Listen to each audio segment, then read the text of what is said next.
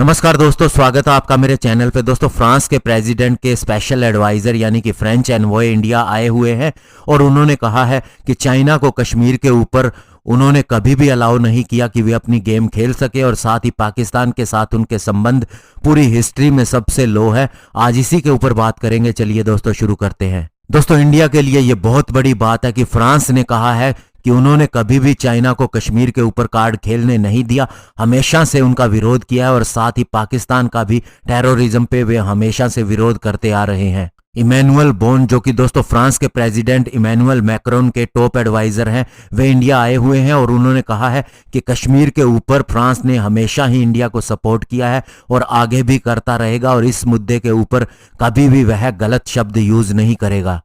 और उन्होंने कहा कश्मीर के ऊपर उनका हमेशा से रुख साफ रहा है, वे इंडिया की सपोर्ट करते आए हैं और उनके सिक्योरिटी के कंसर्न को लेकर भी पूरी तरह से गंभीर हैं। और साथ ही चाइना के साथ में उन्होंने जब भी प्राइवेटली बात की है वही बात की है जो इंडिया के साथ उन्होंने पब्लिकली की है, यानी कि उनका स्टैंड बिल्कुल क्लियर रहा है। और दोस्तों, उन्होंने कश्मीर के ऊपर या अन्य मुद्दों के ऊपर बोलते हुए थोड़ी सी भी अस्पष्टता नहीं दिखाई, बिल्कुल ही क्लियर कट शब्दों के अंदर उन्होंने अपनी बात रखी। और चाइना को लेकर उन्होंने कहा कि चाइना को कम एग्रेसिव होना चाहिए, चाइना को इंटरनेशनल रूल्स का भी रिस्पेक्ट करना चाहिए और साथ ही चाइना को यह भी समझना चाहिए कि हम भी फील्ड के अंदर खड़े हैं और हम अपने इंटरेस्ट को हमेशा से डिफेंड करते आए हैं और आगे भी करते रहेंगे।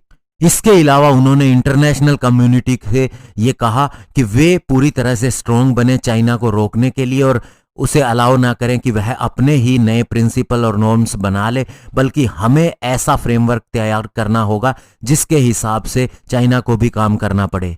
और उन्होंने कहा चाइना कभी भी रूल के हिसाब से नहीं चलता है जो ग्लोबली सेट किए गए हैं और इसीलिए हमें इसके अगेंस्ट कुछ ना कुछ एक्शन लेना होगा। इसके अलावा दोस्तों, पाकिस्तान पर बोलते हुए उन्होंने कहा कि पाकिस्तान के साथ उनके संबंध हिस्टोरिक लो है, यानी कि पूरी हिस्ट्री के अंदर सबसे ज्यादा अगर खराब रिलेशन पाकिस्तान के साथ उनके रहे हैं तो वो इस समय रहे हैं। और उनकी स्टेटमेंट स्पेशली इशारा करती थी जो टेरर अटैक हुआ था फ्रांस में लास्ट ईयर, उसी में पाकिस्तान के ही रिलेशन पाए गए थे। इसके अलावा दोस्तों और भी बहुत सी घटनाएं हुई थी, कहीं ना कहीं हर एक टेररिज्म की घटना का संबंध पाकिस्तान से निकलकर आ ही जाता था, इसी कारण वे पाकिस्तान को कंडेम कर रहे थे। और दोस्तों, उन घटनाओं के बाद में पाकिस्तान के प्राइम मिनिस्टर इमरान खान ने भी फ्रेंच प्रेसिडेंट पे अटैक करते हुए कहा था कि वे जानबूझकर मुस्लिमों को उकसा रहे हैं।